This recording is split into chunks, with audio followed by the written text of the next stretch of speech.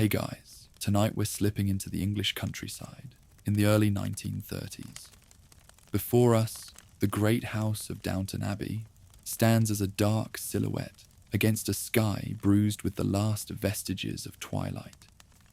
Its stone towers and countless windows seem to hold the secrets of centuries. Dim the lights, maybe turn on a fan for a soft hum. If this helps you unwind, consider liking and subscribing.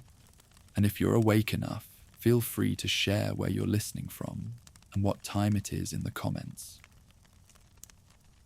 Inside, the fires are lit. In the grand library, the only sounds are the rustle of a newspaper and the soft scratch of a pen as Lord Grantham, his brow furrowed, pores over the estate ledgers. The air is still, filled with the scent of old leather, wood smoke, and beeswax. This is the calm, gilded surface of a world in the midst of a profound and irreversible change. Beyond the manicured lawns and ancient oaks of the Downton estate, Britain is a nation of deep and troubling contrasts. The Great Depression, a tidal wave that began with the Wall Street crash of 1929, has swept across the Atlantic, crippling the country's industrial heartlands. In the north, in the lowlands of Scotland, and in the mining valleys of Wales, the traditional engines of the empire, coal, shipbuilding, iron, and textiles, are grinding to a halt. Unemployment has climbed to nearly 3.5 million, with some blighted areas seeing joblessness rates as high as 70%.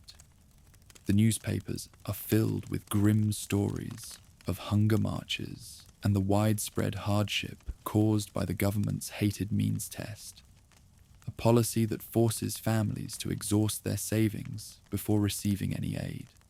Yet, this is not the whole story. In the Midlands and the Southeast, a different Britain is emerging. New industries are flourishing.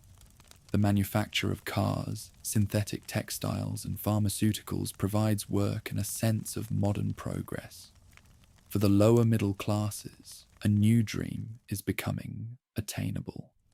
With gradually rising wages, cheaper food, and for the first time, cheap mortgages, the vision of a semi-detached house in the suburbs is becoming a reality.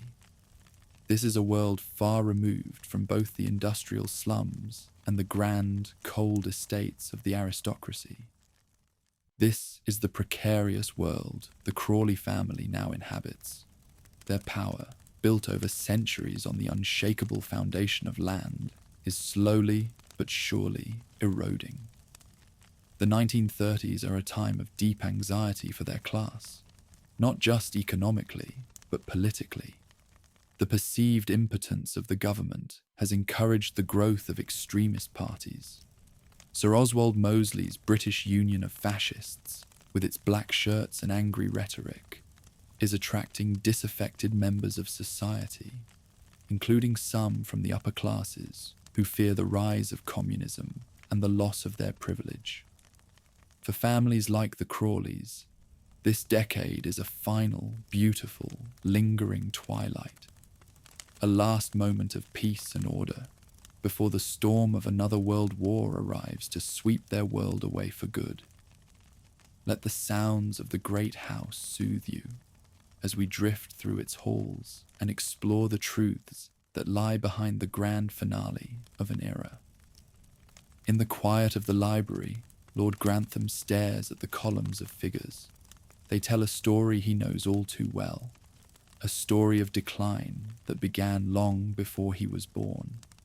The central problem, the wound that will not heal, is the land itself. For centuries, the vast acreage of the Downton estate was the source of the family's wealth, power, and identity. But the world has changed. Since the late 19th century, the agricultural bedrock of the British aristocracy has been cracking. The development of American railroads and the advent of powerful steamships meant that the United Kingdom's market was flooded with cheap prairie wheat from across the Atlantic. British agricultural prices collapsed, and with them, the rental incomes that sustained the great houses. What was once a golden asset has, in many cases, become a millstone around the neck of the nobility.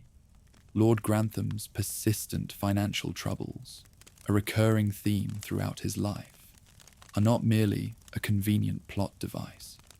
They are a historically accurate reflection of a genuine, class-wide crisis that saw the economic foundation of the aristocracy crumble away.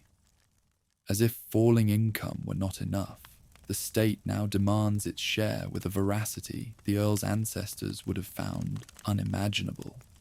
The landed gentry, who once lived almost tax-free, now face a double-edged sword.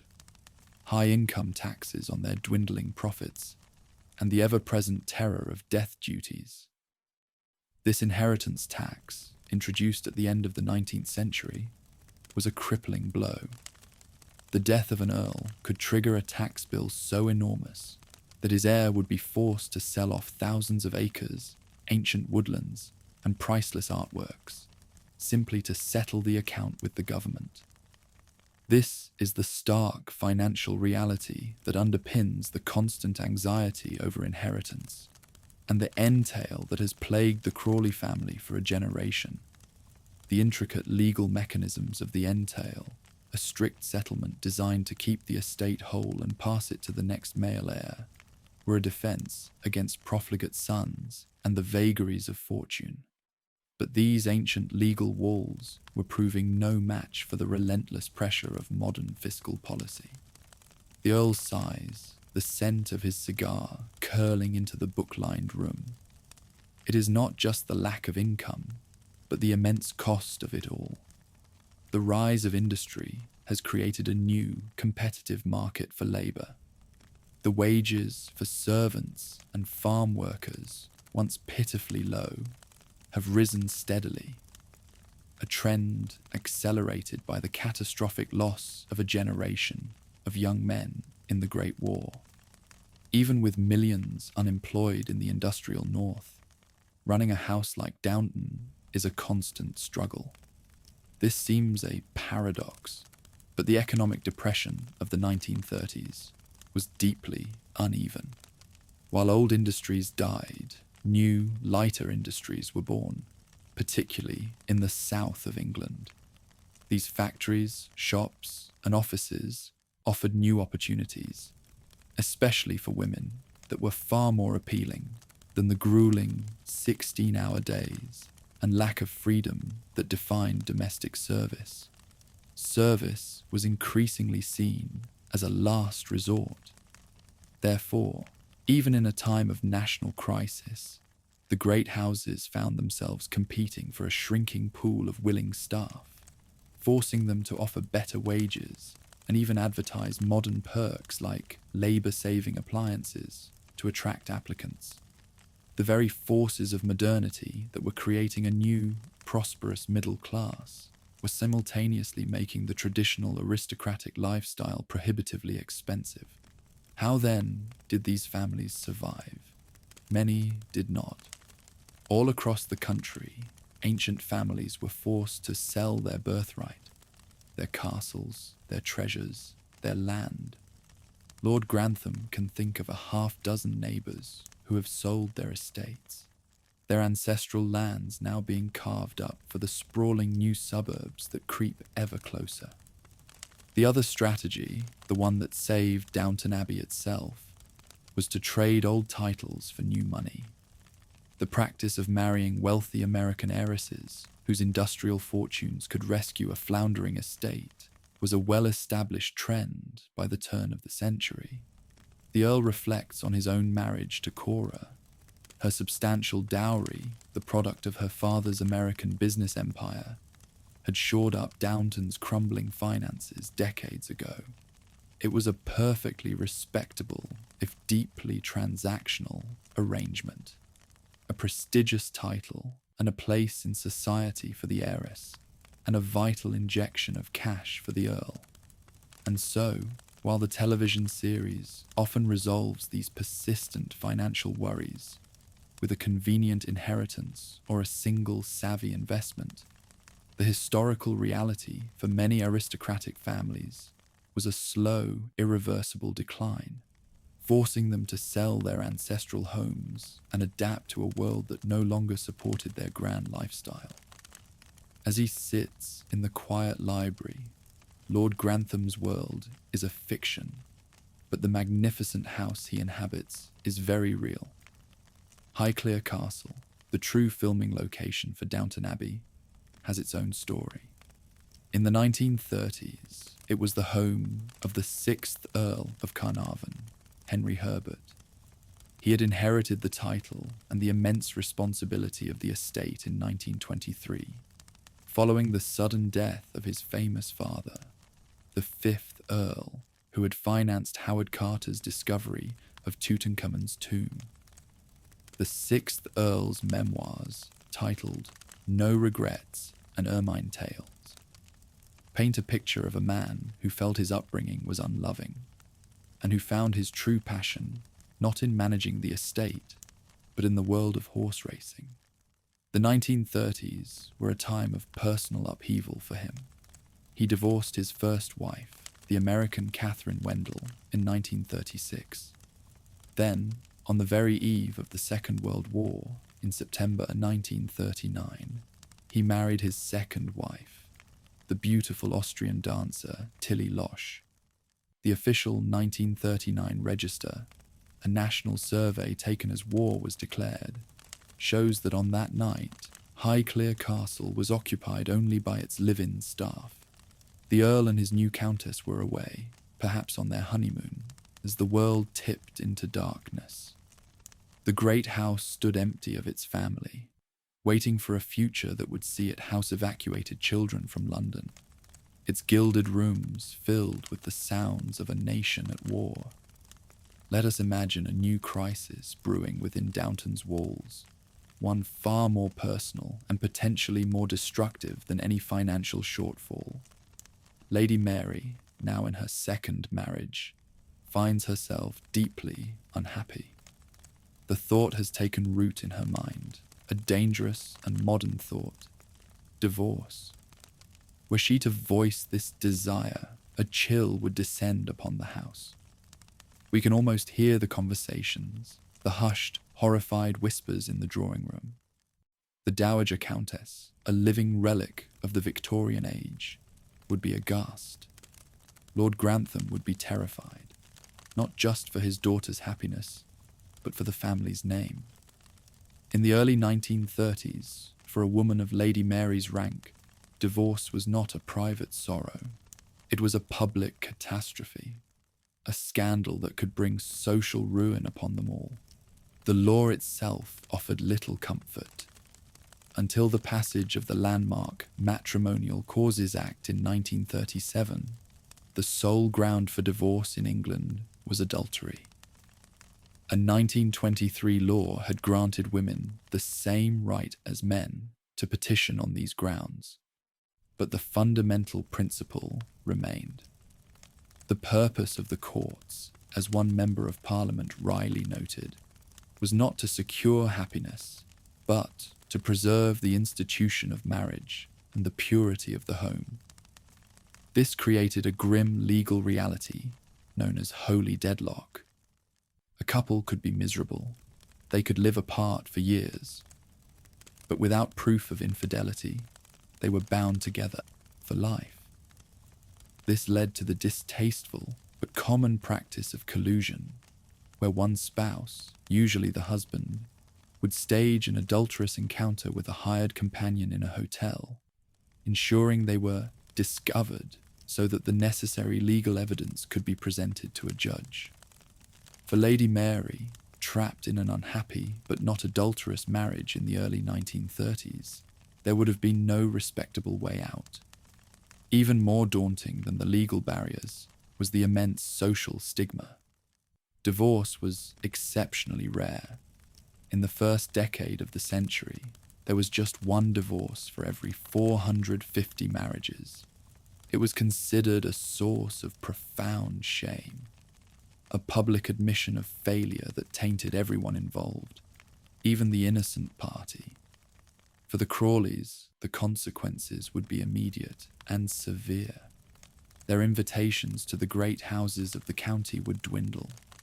More importantly, their participation in the London season would be jeopardized. The season was not merely a series of parties. It was the essential marriage market for the upper classes, the arena where daughters like Edith, and in time, Sibby and Marigold, would be expected to find suitable husbands. A divorce in the family would cast a dark shadow over their prospects, potentially making them social outcasts. While Downton Abbey often portrays its characters navigating the currents of social change with remarkable ease, its handling of divorce is a dramatic liberty. The show presents it as a difficult and scandalous choice, but ultimately a survivable one. The historical reality for a woman of Lady Mary's standing in the early 1930s would have been far more unforgiving, a social death sentence from which her reputation and her family's might never recover. Now, let the gentle sound of a bell pull you from the gilded drawing room, down the winding servants' staircase, past the green baize door that separates two worlds, and into the bustling heart of the house below stairs. Here, life is governed by a different but equally rigid set of rules. The world of the servants is an unyielding hierarchy, a pyramid of power and deference. At the very top sits the butler, Mr. Carson, the absolute monarch of the male staff, and the housekeeper, Mrs. Hughes, his counterpart for the female staff. They are the upper servants who take their meals in the steward's room and command the respect of all below them. Beneath them is a complex pecking order. The valet and the lady's maid, who have a special status due to their proximity to the master and mistress. The footmen, ranked by seniority. The housemaids, the kitchen maids, and at the very bottom, the scullery maid, the youngest and lowest paid servant of all, performing the dirtiest and most thankless tasks. Every person knew their place, and the lines between ranks were rarely, if ever, crossed. The reality of a servant's day, as chronicled in memoirs like Molly Moran's Aprons and Silver Spoons, and Margaret Powell's searing account, Below Stairs, was one of relentless, back-breaking labour. The day began long before the family awoke, often at 5:30 a.m., with the youngest housemaid creeping through the silent house to clean out the cold ashes from the grates and lay fresh fires. It was a day of endless movement, of carrying heavy coal scuttles and jugs of hot water up countless flights of stairs, of scrubbing cold stone floors on hands and knees, of polishing acres of silver and furniture until they gleamed. It was often dirty, demeaning, and dangerous work, with no protections or recourse if an accident occurred. A 15 or 16-hour day was standard, 6.5 days a week, for a wage that offered little more than subsistence. And while our story on screen is filled with time for personal drama, secret romances, and individual ambitions, the reality for most was a life of relentless drudgery, not drama, with little autonomy or personal time.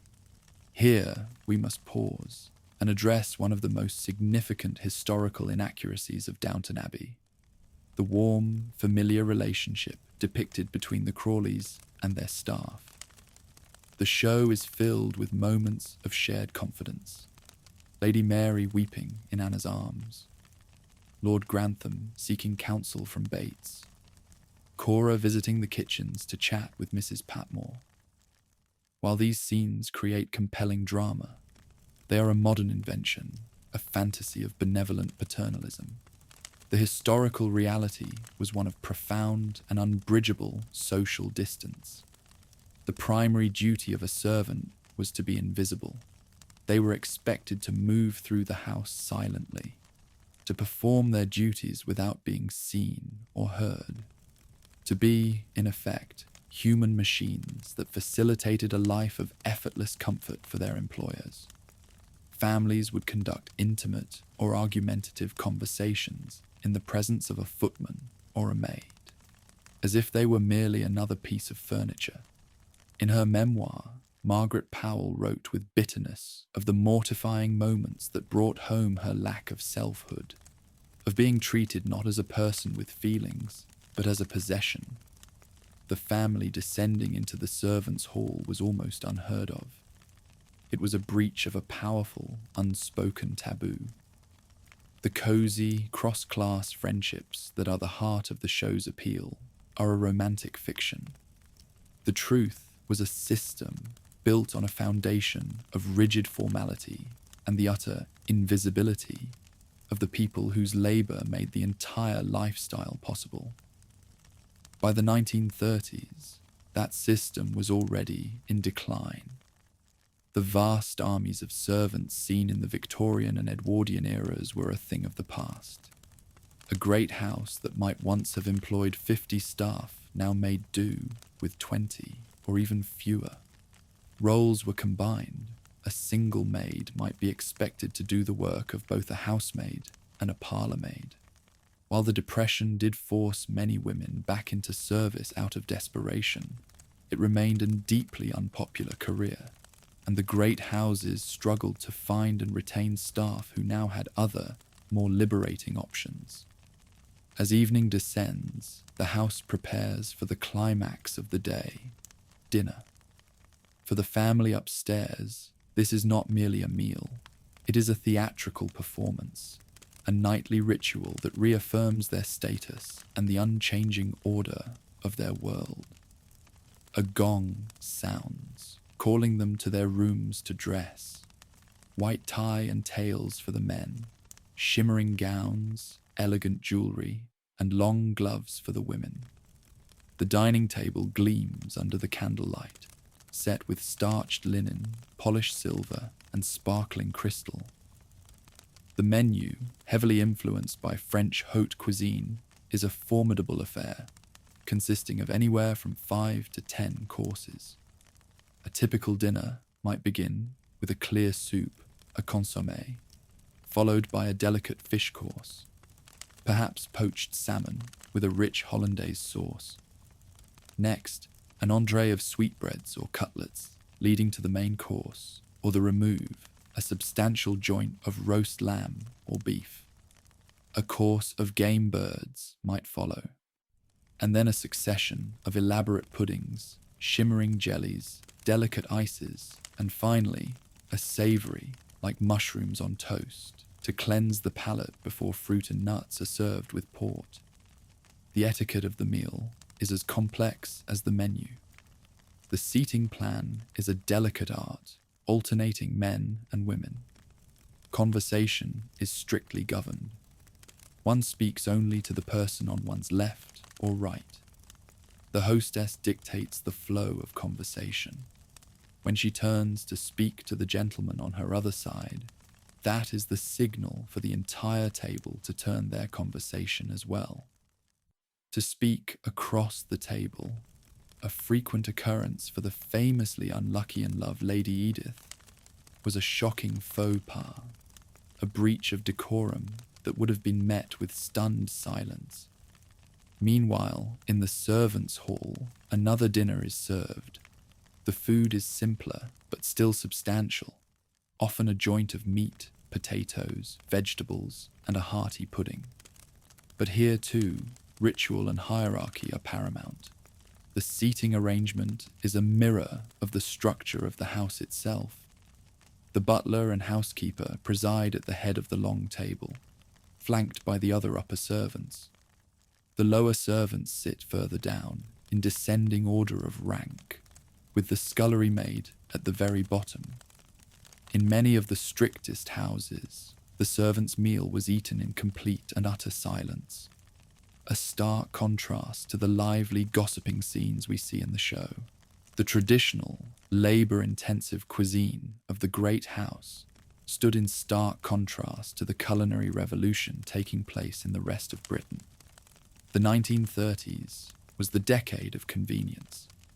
For the first time, families could buy pre-sliced bread. The pantry was being filled with canned goods from companies like Heinz, instant coffee from Nescafé, and breakfast cereals like Kellogg's Cornflakes, which became so popular that Kellogg's opened a factory in Manchester in 1938. It was also a golden age for the British sweet tooth, with the invention of the Mars bar, Smarties, Maltesers, and the Kit Kat. The diet of the nation was changing, becoming more modern and processed, making the elaborate, handmade food of Downton Abbey seem like a relic from another age. This points to a deeper, more critical truth that the show overlooks. The lavish, multi-course dinners at Downton suggest a world of bucolic self-sufficiency, with the estate providing for all the family's needs. The reality was that 1930s Britain was dangerously dependent on imported food. By 1937, the country was importing 76% of its cheese, 88% of its flour, 82% of its sugar, and 55% of its meat. Astonishingly, Britain grew only 2% of the onions it consumed. This reliance on a fragile global supply chain, sustained by the ships of the merchant navy, made the nation incredibly vulnerable to blockade in the event of war. Government officials were acutely aware of this danger. As early as 1936, the Ministry of Food began secretly planning for wartime rationing, and by the summer of 1939, they had already printed 50 million ration books ready for distribution. The apparent abundance on the Crawley's table was an illusion, a feast on the edge of a precipice, sustained by a system that was about to be shattered. The last bell has rung. The great house settles into a deep and profound quiet. The fires in the grand rooms are banked, their embers glowing softly in the darkness. The last of the silver has been polished and put away, the last pot scrubbed clean. A quiet falls over Downton Abbey, a silence that holds all the day's unspoken anxieties, the worries over money, the tensions over a daughter's future, the bone-deep weariness of those who have toiled since dawn to keep the great machine running. This quiet moment is more than just the end of a day. It is the end of an era. The world of Downton Abbey, a world defined by the certainty of social hierarchy, the power of inherited wealth, and a life of leisured, intricate ritual, is on the brink of extinction. The relentless pressures of the 1930s have shaken its foundations. The coming war will deliver the final blow, accelerating social change and sweeping away the last vestiges of this way of life, leaving the great country houses as magnificent, lonely relics of a lost world.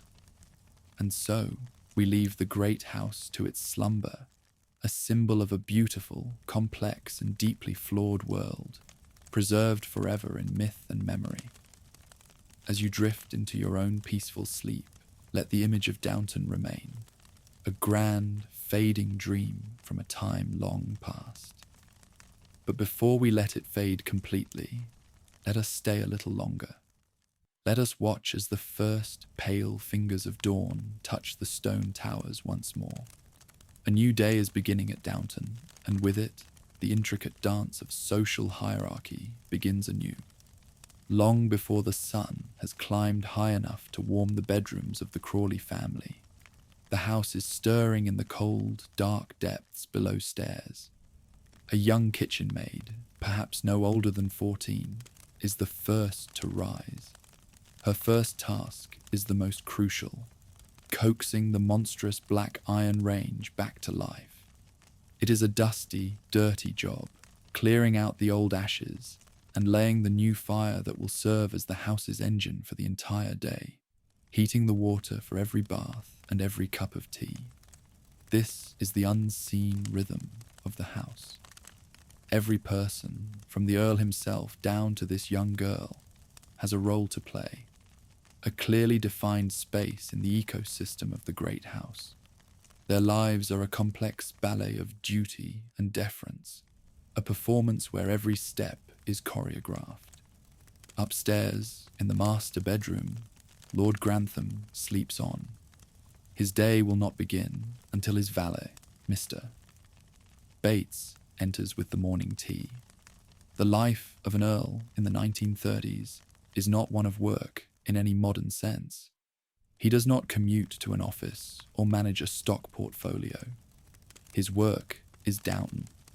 He is the custodian of a legacy, the manager of a vast agricultural business whose profits are dwindling and whose costs are spiraling.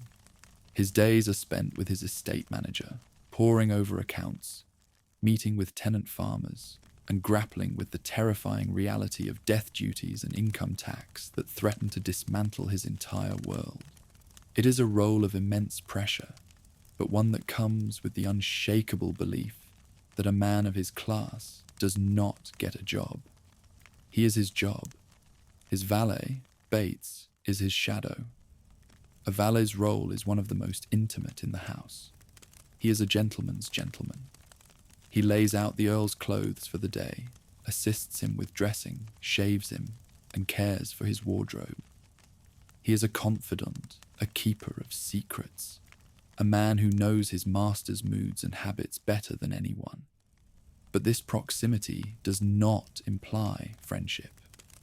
The relationship is one of absolute professional discretion. The easy familiarity between Lord Grantham and Bates is one of the show's most comforting fictions. In reality, the social gulf would have been ever present, a line that was never crossed. Across the hall, Lady Grantham's day begins in a similar fashion, with her lady's maid, Anna, drawing the curtains and laying out the first of several outfits she will wear that day. A lady of Cora's standing would change clothes for breakfast, for walking in the gardens, for afternoon tea, and of course, for dinner. Anna's job is to manage this complex wardrobe, to care for the delicate fabrics, to style her mistress's hair, and to assist with her makeup and jewellery. Like the valet, the lady's maid is a position of status below stairs, a role that requires taste, skill, and the utmost discretion. But Cora's role extends far beyond being a mannequin for beautiful clothes. She is the hostess, the chief operating officer of the family's social life. This was a full-time, unpaid, and deeply serious career. She would spend her mornings planning menus with Mrs. Patmore, a delicate negotiation between French haute cuisine and the availability of ingredients from the estate.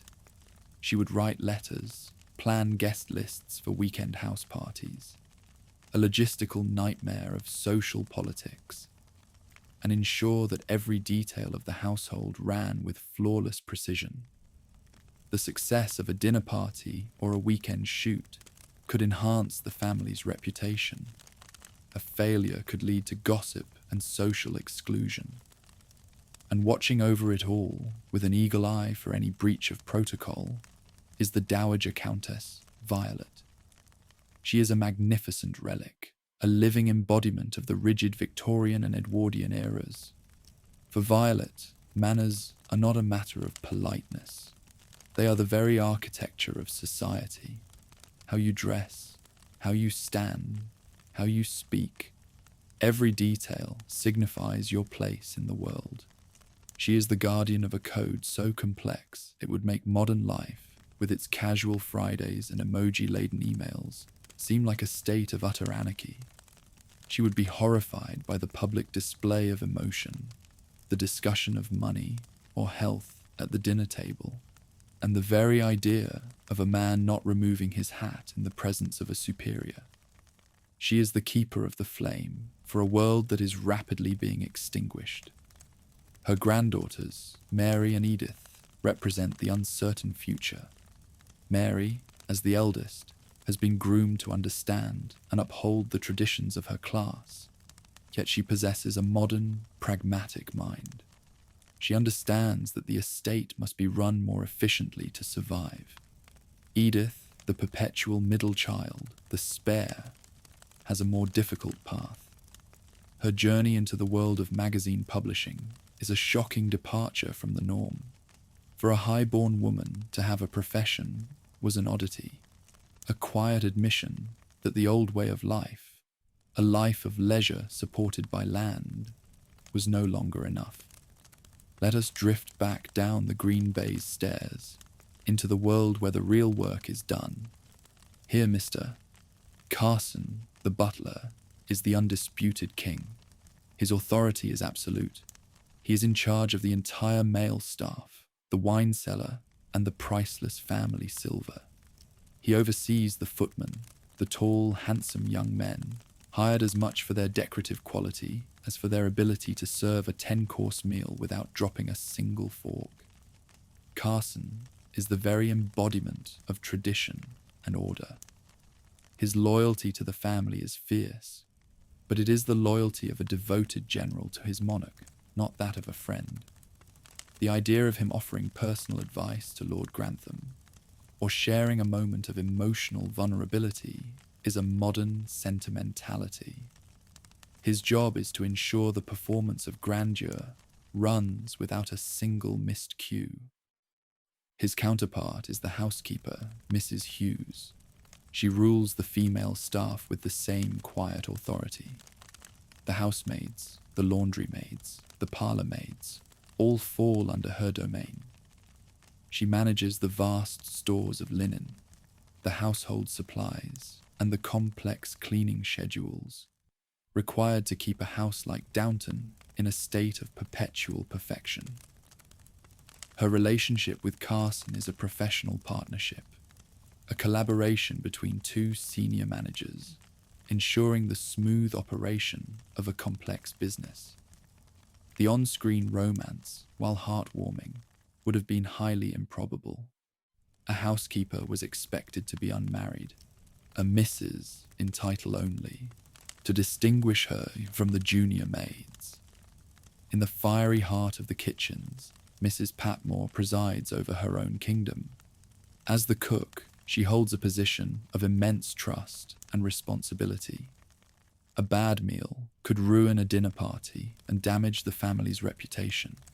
She would have trained for years, likely starting as a scullery maid like Daisy, scrubbing pots and peeling vegetables, before slowly working her way up to kitchen maid, and then, if she was talented and fortunate, to the role of cook.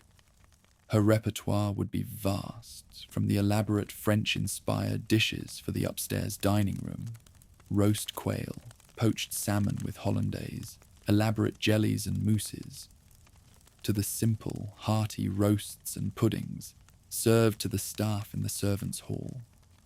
And then there is Branson, the chauffeur.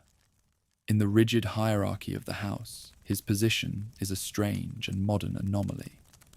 The chauffeur was a skilled professional, a man who understood the complex mechanics of the automobile, a symbol of the new age. This gave him a status above, say, a stable hand. But he was still, unequivocally, a servant. His marriage to Lady Sybil is the show's most dramatic shattering of the class barrier, an event that in reality would have been a scandal of such magnitude that the family might never have recovered. It would have been seen not as a romance, but as a fundamental breakdown of the natural order of things. As the afternoon wears on, the house prepares for another of its essential rituals, afternoon tea. This is not just a cup of tea and a biscuit. It is a carefully orchestrated social event with its own set of arcane rules. One must never clink the spoon against the cup. The pinky finger must remain down. One must eat the sandwiches first, then the scones, then the cakes.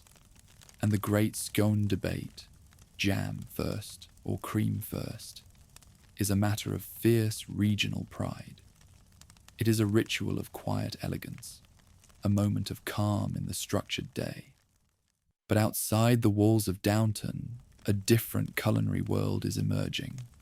This is the decade of convenience. For the first time, ordinary families can buy pre-sliced bread. Kitchen pantries are being stocked with canned goods from Heinz, instant coffee from Nescafe, and Kellogg's Cornflakes. It is a golden age for the British sweet tooth, with the invention of the Mars bar, the Kit Kat, and Smarties. This is the food of a modern, fast-paced world. A world of mass production and consumerism that makes the handmade, multi-course meals of Downton seem like a transmission from a distant planet. The truth is, every character in this great house, from Lord Grantham in his library to Daisy scrubbing vegetables in the scullery, is playing a part in a magnificent, fading play. They are all bound by a complex web of rules, traditions, and expectations that define who they are and where they belong. It is a world of breathtaking beauty and profound inequality, of quiet dignity and deep-seated injustice. It is a world that cannot last. As the evening draws in once more, and the bells are rung to call the family to dress for dinner, a sense of finality hangs in the air, as soft and quiet as the falling dusk. The performance will go on for tonight and for a few more nights to come. But the audience is leaving, the theatre is emptying, and soon the curtain will fall for the very last time. Let your mind drift now on the quiet rhythms of this fading world. Let the gentle sounds of the house lull you into a deep and peaceful sleep.